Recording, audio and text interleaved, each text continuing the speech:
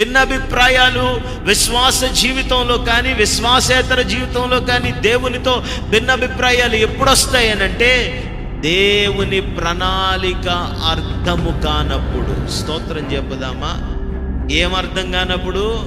రే నానా డాడీ, ఒక వాడ కట్టి ఆ వాడలోనికి అందరినీ రమ్మని పిలువురా అని చెప్తుంటే ఈ వాడ కట్టుకుంటున్నవాడు పిచ్చోళ్ళ కనిపించాడు. స్తోత్రం చెప్పుదామా? అందరినీ రక్షించడానికి ఆ వాడను తయారు చేస్తున్నవాడు పిచ్చివాళ్ళ కనబడ్డాడు. అసలు వీడు వాడెందుకు కడుతున్నాడు, వీడిని ఎవరు కట్టమన్నారు, వీడి దగ్గర ఉన్న మెసేజ్ ఏంటి, ఎందుకని ఇంత ప్రయాసపడుతున్నాడు, ఆ సంగతులు తెలుసుకుందాం, అసలు దీని వెనకాతలో ఉన్న రహస్యం ఏంటి, మర్మం ఏంటి, ఆ ప్లాన్ ఏంటి తెలుసుకుందాం అనే మనసు ఏ ఒక్కరికి కూడా రాలేదట.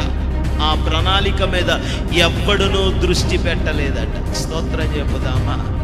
ఈ రోజులు అలాగే ఉన్నాయి కదా.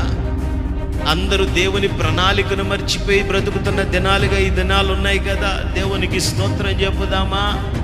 ఉన్నాయా లేదా చెప్పండి. హల్లెలూయా. ప్రభు వస్తున్నాడు అని తెలుసు, ఎందుకు వస్తున్నాడో ఆ ప్రణాళికను మర్చిపోయి బ్రతుకుతున్నారు. స్తోత్రం చెప్పుదామా? ప్రభు వస్తున్నాడని తెలుసు, ఆయన వచ్చేసరికి ఏం చేస్తూ ఉండాలో అది చేయటము మాని చేయకూడనవన్నీ చేస్తున్న స్థితిలో బ్రతుకుతా ఉన్నారు.